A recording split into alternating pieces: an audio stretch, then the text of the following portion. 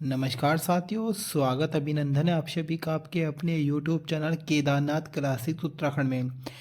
तो बच्चों, उत्तराखंड पुलिस भर्ती से संबंधित कुछ महत्वपूर्ण जानकारियां मैं आपके लिए लेकर आया हूं। पूरी वीडियो को ध्यान से सुनिएगा। पिछले सप्ताह जिन बच्चों के कुछ कमेंट्स आए थे, उन्होंने कुछ सवाल मालूम किए थे, उन सभी का जवाब मैं लेकर आया हूं। मैं हर सप्ताह बच्चों के सवाल इकट्ठे करता हूं जो अपने टेलीग्राम ग्रुप और व्हाट्सएप ग्रुप है, और उनमें से मैं उनके जवाब देता हूं वीडियो बना के। लेकिन वीडियो को शुरू करने से पहले एक महत्वपूर्ण जानकारी आपको देना चाहता हूं। देखिएगा, 1 अप्रैल से हमने नया बैच लॉन्च किया है पुलिस कांस्टेबल के लिए। उसमें बहुत सारी चीज़ें मात्र 99 रुपये में दी जाएगी। अभी पूरी जानकारी मैं वीडियो का लास्ट में दूंगा, लास्ट तक वीडियो में बने रहना है, स्किप नहीं करना है। इस बैच के बारे में पूरी जानकारी लास्ट में दे दूंगा, जल्दी जल्दी में, एकदम से समय खराब ना हो। पहले मेन मेन चीज़ों को हम देखते हैं। देखिएगा, अभी तक के जो सवाल बच्चों का आए हैं, क्योंकि मन में एक संशय बने रहता है, एक संशय रहता है कि अब हमने फिजिकल तो दे दिया, अब हम पेपर में कितना स्कोर करें कि हमारा नंबर आए। कुछ बच्चों का कहना यह है कि 70 नंबर की सटीक रणनीति क्या है, क्योंकि बच्चों किसी भी चीज़ को पास करने के लिए एक रणनीति का होना बहुत ज़रूरी है। आपने एक युद्ध का नाम सुना होगा, पानीपत का प्रथम युद्ध। पानीपत का प्रथम युद्ध मुगल राजा बाबर और इब्राहिम लोदी के मध्य लड़ा गया था, और बाबर के पास 20,000 सैनिक थे, 20,000, और इब्राहिम लोदी के पास 5 लाख की सेना थी। और ये, अगर हम बाबर की बात करें, दूसरे देश से इसके यहाँ आक्रमण करने आया था, और इस 5 लाख की सेना पर ये 20,000 सैनिक हावी पड़े थे। तो क्या कारण था उसका? क्योंकि बाबर के पास एक सही रणनीति थी, और इस रणनीति के तहत ही इसने जीत हासिल की। ऐसे ही बच्चों, अगर आप एग्ज़ाम की तैयारी कर रहे हैं तो आपके पास भी एक रणनीति होनी चाहिए। अगर आपके पास एक सटीक रणनीति होगी तो आप कम समय में ही सफलता प्राप्त कर सकते हैं। क्योंकि एग्ज़ाम में जब कम समय हो तो हम ये नहीं देखते हमें पढ़ना क्या है, हम देखते हैं कि किस किस चीज़ को हमें स्किप करके पढ़ना है। बहुत बच्चे होंगे उनको सिलेबस का पता ही नहीं होगा, उनको यही नहीं पता होगा कि हमारे हिंदी में छंद और रस आएंगे ही नहीं, वो उसको भी पढ़ के चले आएंगे। तो ऐसे में क्या चीज़ है, एक रणनीति आपके पास होनी चाहिए, और रणनीति के लिए एक अच्छे मार्गदर्शक की आपको ज़रूरत होती है। चाहे वो आपको ऑफलाइन इंस्टीट्यूट में मिले या आप कहीं भी मिल जाए, या आप हमारे साथ जुड़ेंगे, तो मैं बच्चों का मार्गदर्शन करता ही रहता हूँ अपने वीडियो के माध्यम से, टेलीग्राम ग्रुप में के माध्यम से, और जो हमने पेड बैच चला रहे हैं उसके माध्यम से। चलेगा, अब वीडियो के मेन मुद्दों की बात करते हैं। सबसे पहला हमारा आज का जो है, सबसे पहला प्रश्न है कि 70 नंबर का स्कोर कैसे किया जाए, ऐसी क्या रणनीति बनाई जाए कि 70 नंबर हमारे पूरे हो जाए। बच्चों, मैं रणनीति के ऊपर एक वीडियो लेकर आया हूँ जिसमें मैंने बताया था उत्तराखंड में ऐसा क्या पढ़ें कि हमारा स्कोर 30+ हो जाए। क्योंकि बच्चों, अगर हमें 70 नंबर का स्कोर करना है तो मिनिमम हमें 30 नंबर उत्तराखंड में लाने होंगे। कम से कम 15 नंबर हमें चाहिए अ, अपने हिंदी में।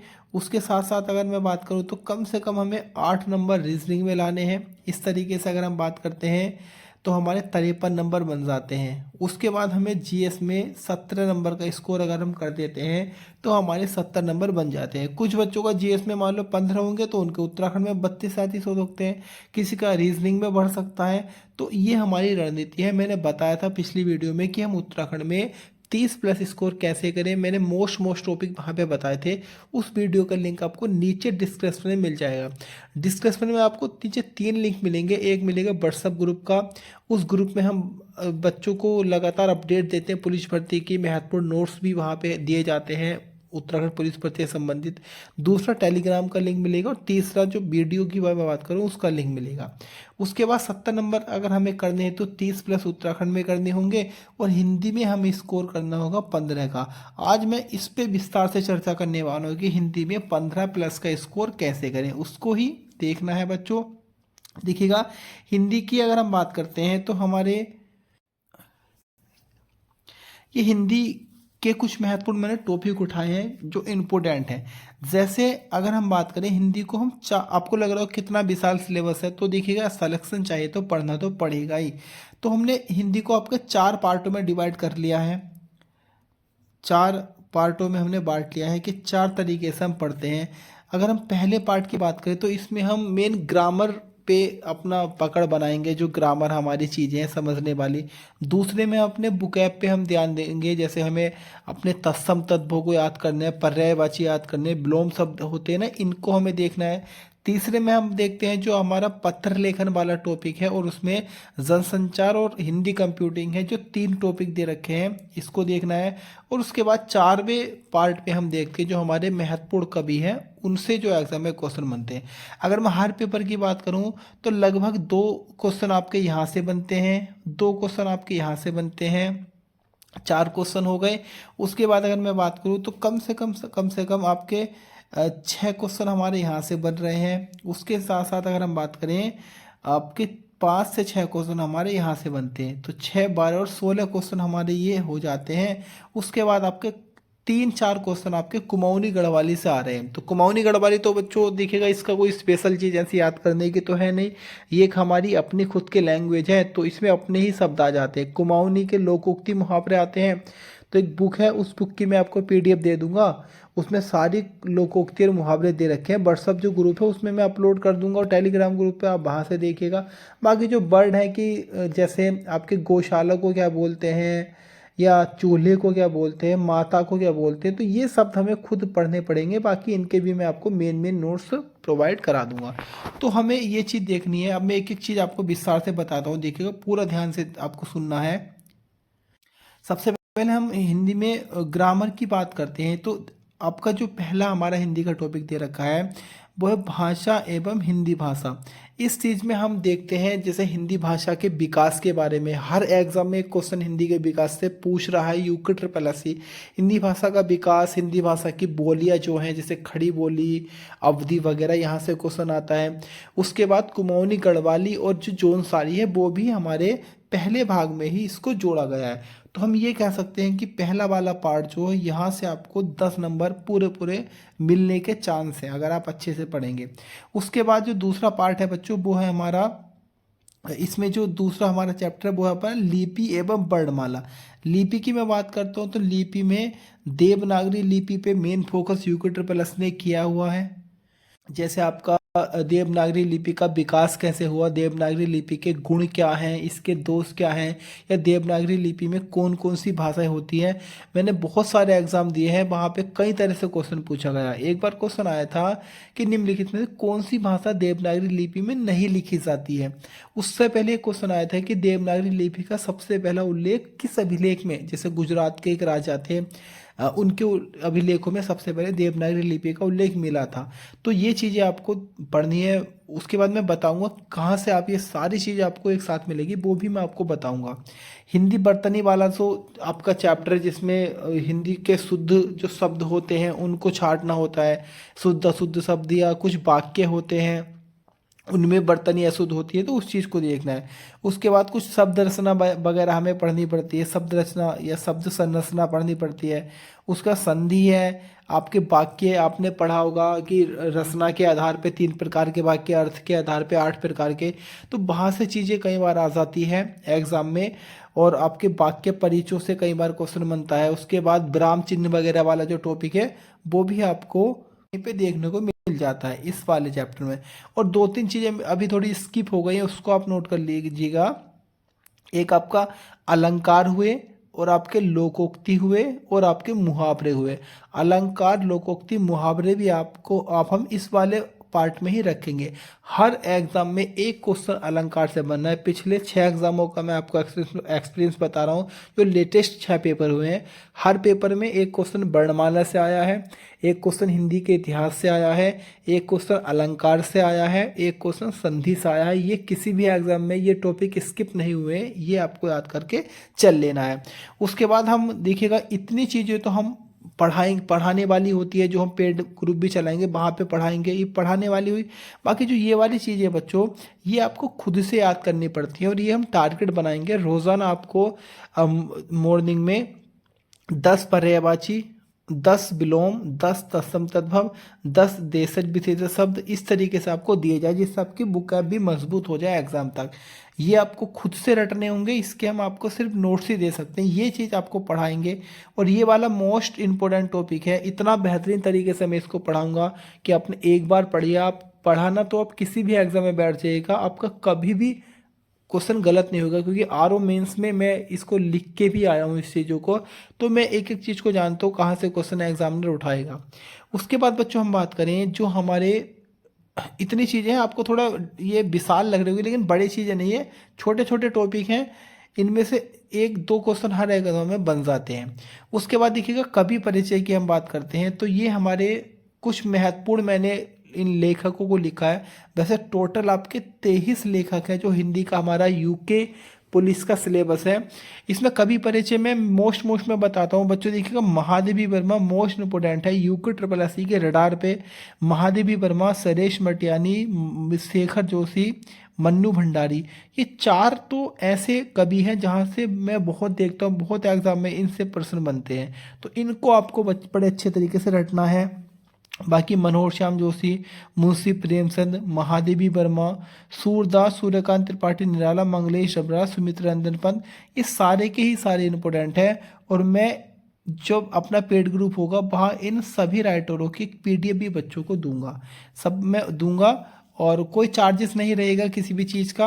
अभी अभी मैं उसकी पूरी जानकारी अपने ग्रुपों में उसकी देता हूँ, बहुत अच्छी चीज़ उसमें रहती है उस पेड ग्रुप में, 99 रुपये में मात्र, कोई बड़ी चीज़ नहीं है। तो इतना अगर आप कर लेते हैं बहुत अच्छे तरीके से, तो मैं पूरी गारंटी से बोल सकता हूँ कि हिंदी में आप 15+ का स्कोर करके आ जाएंगे बड़े आराम से, क्योंकि बेसिक चीज़ें इस यहाँ पे पूछता है हिंदी में। 5 नंबर के, 4-5 नंबर के कुमाऊनी गढ़वाली भी ये बच्चों को थोड़ा परेशान करते हैं, लेकिन बेसिक भी आपका क्लियर होना ज़रूरी है। तो ये चीज़ आपको समझ में आ गई होगी। इसके बाद जो हमारा बच्चों अगला सवाल है वो है कि क्या 15 जून को एग्ज़ाम होगा, क्या 15 जून को ही एग्ज़ाम होगा? यूके ट्रिपल एस ने आपकी डेट निश्चित की है 15 जून यूके पुलिस की, तो क्या उसी दिन होगा? तो देखिएगा, जैसा आपको पता है कि माननीय उच्च न्यायालय में आपकी कार्यवाही चल रही कि पुलिस भर्ती में उम्र बढ़ेगी या नहीं बढ़ेगी, तो मैं आपको दो ही चीज़ बताऊंगा। देखिएगा, अगर उम्र बढ़ी तो ऐसा नहीं कि 2 साल तक भर्ती रुकेगी, आपकी उम्र बढ़ गई, 15 दिन मुश्किल से फॉर्म भरने के लिए मिलेंगे, 1 महीना एक्स्ट्रा मान लो मिल गया एग्ज़ाम की तैयारी के लिए, तो लगभग 1 महीना या सवा महीना लेट हो जाएगा एग्ज़ाम। तो कोई बड़ी बात नहीं है, 1 महीना सवा महीना लेट होना, एकदम से समय निकल जाता है। लेकिन अगर ऐसा हो गया कि उम्र नहीं बढ़ी तो 15 जून एकदम से आ जाएगा, और आप अगर तैयारी अभी से नहीं करोगे तो आप एग्ज़ाम में फेल हो जाओगे। और मैं कहता हूं कि ऐसा मौका कभी फिर आने वाला नहीं है। 2000 पद उत्तराखंड पुलिस कांस्टेबल भर्ती के इतिहास में पहली बार ही आपको कभी देखने को मिले हैं, वरना बच्चे तरस गए हैं, 10-10 साल से उत्तराखंड में पुलिस की भर्ती नहीं आई थी। तो इसको जाने मत देना, अभी से ही रणनीति, आपको ये देखना ही नहीं कि एग्ज़ाम कब है, आपको लगातार 8 से 10 घंटे पढ़ाई करनी है। एग्ज़ाम कभी भी हो, आपको तो एग्ज़ाम जाके देना ही है। ऐसा थोड़ी है कि 1 महीना लेट होगा तो आप घर बैठ के सो जाओगे, एग्ज़ाम की तैयारी नहीं करोगे, करनी है ना। जितना ज़्यादा समय मिलेगा उसमें आपका ही फ़ायदा है, आपका चीज़ें बहुत अच्छे से याद हो जाएंगी। रिवीजन का एक आप समझिएगा कि 1 महीना आप रिवीजन के लिए बचा कर रख दीजिएगा। उसके बाद कितने नंबर पर सिलेक्शन है, ये सवाल बच्चों ऐसा है जो मेरे सामने बहुत बार आता है, बार बार आता है, इसलिए मैं बार बार इसका आंसर आपके सामने रखता हूँ, क्योंकि जो नए बच्चे हैं वो कमेंट करते हैं, पूछते हैं कि सर कितना हम स्कोर कर लें, उनके मन में उत्सुकता रहती है। तो मैं एक आपको सीधे शब्दों में देखिएगा बताना चाहता हूँ। पिछली बार जो पुलिस की जर्नल की कट ऑफ रही थी वो 157 रही थी, 157 नंबर जिसके थे वो सेलेक्ट हो गया था आपके पुलिस भर्ती में। उस समय पद आपके लगभग लगभग मेरे हिसाब से 1500 पद थे, और 1,30,000 बच्चों ने वो पेपर दिया था। इस बार आपके लगभग 40,000 बच्चे देंगे, और लगभग लगभग 2,000 आपके पद हैं। अगर पेपर पैटर्न बना पहले की तरह, जैसा पहले बना था, अगर उस तरीके का पैटर्न बनता है तो कट ऑफ जो रहेगी वो रहेगी जनरल की लगभग 147 या 48। और अगर पेपर जैसे यूके ट्रिपल एस बनाता है अभी लेटेस्ट जो बना रहा है, जैसे क्लर्क स्टेनो का था, ऐसा अगर पेपर बन गया तो कट ऑफ जनरल की चली जाएगी 140। ये तुक्का नहीं है, बहुत बड़ा अनुभव है। दोनों तरीके से मैंने बताया, पेपर नॉर्मल बना तो क्या रहेगी, पेपर हार्ड बना तो कट ऑफ क्या रहेगी। तो इस हिसाब से आप अपनी तैयारी करके चलिएगा। अगर आपका 70 नंबर का भी फिजिकल है तो भी आप सिलेक्शन ले सकते हैं। आपको स्कोर करना होगा रिटर्न एग्ज़ाम में। अच्छा, उसके बाद 1 अप्रैल से नए बैच प्रारंभ हम कर रहे हैं। इसके लिए मैं आपको 2 मिनट का समय आपका लूँगा, इसको बड़े ध्यान से सुनिएगा। देखिएगा, हमने एक अपना पहले बैच लॉन्च किया था जो 20 मार्च से हमारा स्टार्ट हो गया। उस बैच को मैं आपको बता दूँ हम कैसे क्या क्या करते हैं बच्चों के साथ उसमें। देखिएगा, ये हमने अपने हमारे 275 बच्चे इसमें जुड़ चुके हैं। हम इसमें क्या करते हैं, जैसे हमने मॉर्निंग में हम अपना जैसे उत्तराखंड, सबसे पहले हम उत्तराखंड कंप्लीट करा रहे हैं। इसमें हमारे 3 चैप्टर हमारे लगभग हमने इसमें फिनिश करा करा दिए हैं। फिर 3 चैप्टर हमारे पूरे हो गए हैं, मात्र 3 दिन लगे हैं। और पीडीएफ भी दे दी है, उसका क्विज भी करा दिया। हम क्या करते हैं, सबसे पहले मॉर्निंग में 9 बजे बच्चों को हम वीडियो देते हैं। ये वीडियो रहती है अनलिस्टेड। ये उसी को मिलेगी जो हमारे पेड ग्रुप में जुड़ा होगा। लिंक उसको मिलता है जो पेड ग्रुप में होता है, उसको वो ही बच्चा देख पाता है। तो वीडियो जब वो ओपन करेंगे तो उसको वीडियो मिलेगी। पूरा वीडियो जब वो पढ़ लेंगे, उसके बाद उसकी हम पीडीएफ दे देते हैं, जैसे आप यहाँ पे देख पा रहे होंगे। उसकी हम उन्हें फिर पीडीएफ देंगे, उसको भी पीडीएफ में देखते हैं। उसके बाद हम क्या करते हैं, जैसे हमने जो चैप्टर आज पढ़ा है इसका कल रात को 9 बजे टेस्ट लिया जाता है। उसके बाद हम देखिएगा जैसे ये है, ये मैंने यहाँ पे लिख रखा है कि आज रात 9 बजे ये वाले जो 2 चैप्टर हैं इनका टेस्ट होगा। दोनों चैप्टरों का टेस्ट होगा। और इसका जब हम 9 बजे रात को टेस्ट लेते हैं तो कम से कम इसमें 150-200 बच्चे लेते हैं। तो 200 के 200 जितने भी बच्चे भाग लेंगे सबका रिजल्ट जारी किया जाता है। हर एक बच्चा अपने आप को उसमें चेक करता है कि हमारी तैयारी कैसी है। तो ऐसे ऐसे रहता है इसमें। और क्या क्या इसमें हम मेन चीज़ें देंगे, देखिएगा मैं आपको थोड़ा सा बता देता हूँ। 1 अप्रैल से स्टार्ट है। अगर आप इसकी अधिक जानकारी लेना चाहते हैं तो हमारे व्हाट्सएप ग्रुप में जुड़ जाइएगा, वहाँ से आपको पूरी जानकारी मिल जाएगी। ग्रुप का लिंक आपको डिस्क्रिप्शन में मिल जाएगा। देखिएगा, सबसे पहले मैं बता दूं 70 प्रैक्टिस सेट मैं इसमें दूंगा। ये आपको मिलेंगे जब आपका एग्ज़ाम से 1 महीना रह जाएगा। रिवीजन के लिए मैं इसको दूंगा, क्योंकि आप जब तक बहुत कुछ पढ़ लेंगे। संपूर्ण उत्तराखंड की हम क्या करेंगे, वीडियोस आपको देंगे, नोट्स देंगे। उसके बाद वन लाइनर भी दूंगा मैं। और रोज़ाना तो मैं कुछ कराऊंगा, अभी मैं उन टॉपिकों की कुछ करा रहा हूँ जो जो मैंने पढ़ा दिए। जब हमारी तैयारी अच्छी हो जाएगी तो दिन में 3-4 क्विज मैं कराया करूँगा अलग अलग सब्जेक्टों के। उसके बाद कुछ और महत्वपूर्ण नोट्स दिए जाएंगे। तो 99 रुपये इसका चार्ज रखा गया है, एक नाम मात्र, जिसको कोई भी पर्वतीय क्षेत्र या मैदानी क्षेत्र का एक नॉर्मल परिवार का बच्चा होगा वो भी ले लेगा। लगभग इसमें आपको लगभग 80 से 90 दिन कराया पढ़ाया जाएगा। तो 1 रुपये में मुश्किल से 1 दिन का चार्ज नहीं बैठता है। बाकी अधिक जानकारी के लिए आप हमारे दोनों ग्रुपों में जुड़ेंगे तो वहाँ से आपको पूरी जानकारी मिल जाएगी। आज के लिए इतना ही, फिलहाल के लिए धन्यवाद।